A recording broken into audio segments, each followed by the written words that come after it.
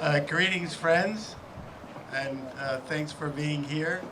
I just want to take one moment of silence for Michael Van Leesen, the champion of civil rights, on this, the 400th anniversary of slaves arriving in this country. So if we could just give a moment of silence for him.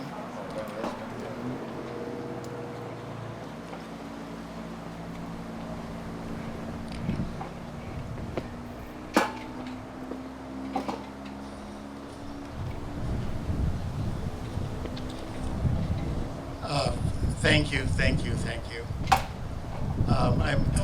All I can say about the first 400 years anniversary of slaves arriving in this country is that basically my people arrived under the Mayflower, and in the belly of the Mayflower to be exact. And as far as Plymouth Rock goes, Plymouth Rock kind of fell on us. We didn't land on Plymouth Rock. Plymouth Rock landed on us. So I just want to make that distinction. Okay. So anyway, thank you very. That being said, it's a pleasure to see you here today and to celebrate the lives of people like Michael Van Leesen, who with great courage, talent, and sheer determination shaped this country. I'm Charles Roberts, chairman of Rhode Island Slave History Medallions, and we're a nonprofit organization dedicated to providing historically accurate information and stories about the use of free labor provided by slaves and indigenous American people. Very important. So before I begin, though, I have some people to thank, supporters to thank here. And one of those supporters that I really want to thank for us being able to be here is, and I want to recognize, is a man who tirelessly, I know because I watched him, worked from 1996 to 2006 in making sure that we actually had this park and this monument. And what I'd like to honor is Mayor Paul Gaines.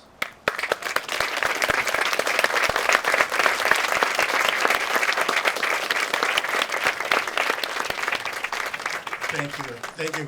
We really appreciate your service to this community, and God bless you for it. Okay. Next, I'd like to recognize some of the people other supporters we have here. There's Lynn Siegel from the City Council of Newport. There's Marvin Abney, State Representative, right here. There's Jim 70. I see him over there in the corner, and Lou De Palma. I also see Sander Flowers from the Newport School Committee, right there, and don't worry about that, and City Manager of Portsmouth, Ray Rayner.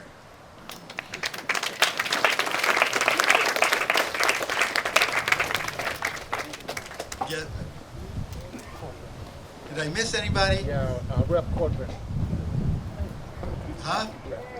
Terry Corbin. How you doing? I didn't see you back there that designed all the tall people. I'm from Portsmouth. I also want to thank our donors, because without their financial support, this just wouldn't be happening. And one of those people here from the Heritage Harbor Foundation is Dr. Joyce Stevos. She's right here in the front row.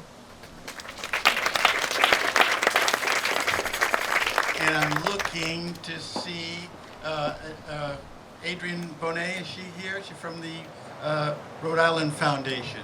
No, she didn't make it. Oh, okay.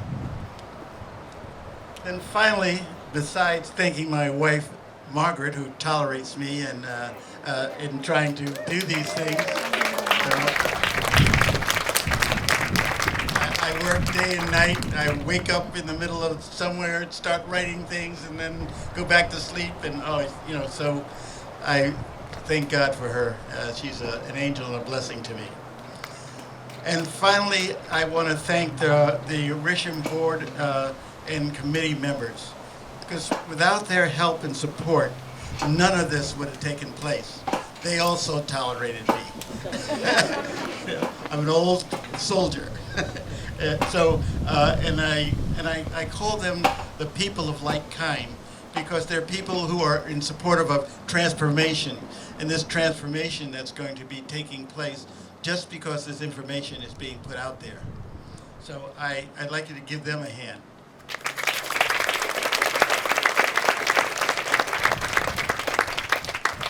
Now, at the board of Rhode Island Slave History, RISHM, we believe that without a foundation in history, it is difficult, if not impossible, to grasp the effects that the institution of slavery has had on our society today.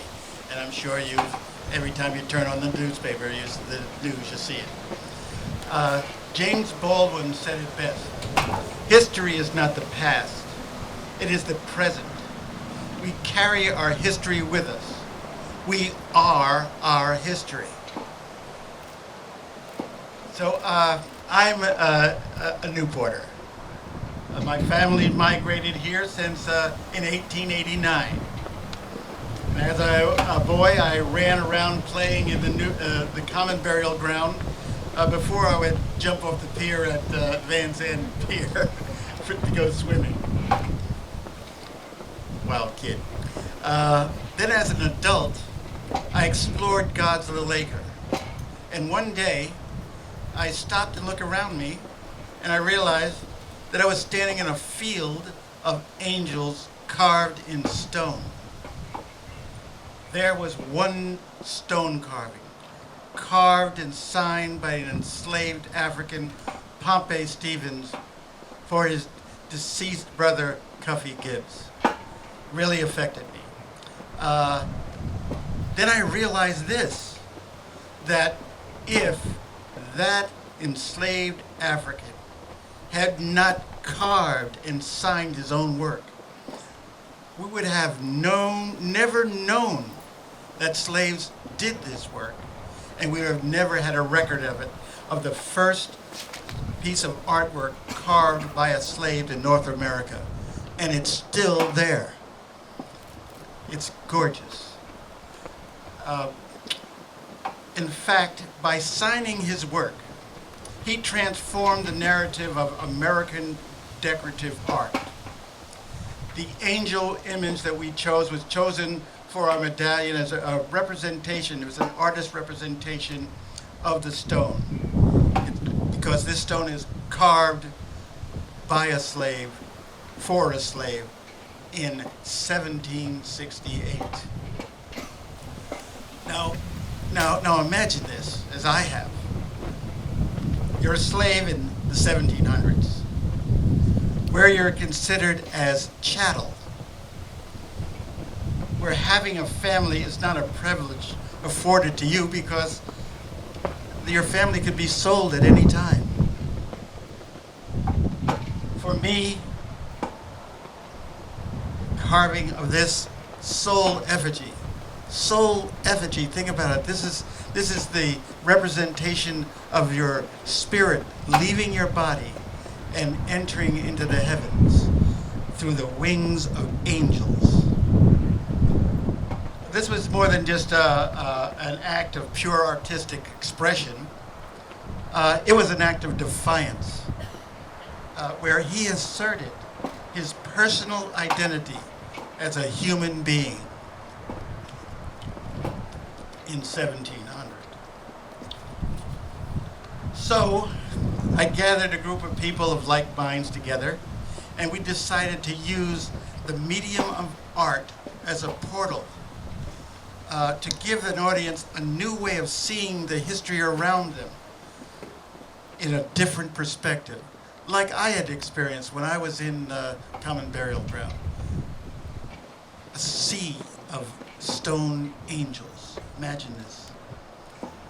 For added value, we equipped the medallion with QR code technology linked to a dedicated website with historically accurate content that provides the user with a broader understanding of the role of the business that the state of Rhode Island had in slavery. You can just take this, there's a QR code on each one of these things, and with your phone, you just scan it, and all the information that comes up at that location comes up on your phone. Through the use of this website, we make this information available to everybody, everywhere. The medallions will be located at near sites that are connected to slave-related history, making it accessible to students, residents, and visitors to the state of Rhode Island.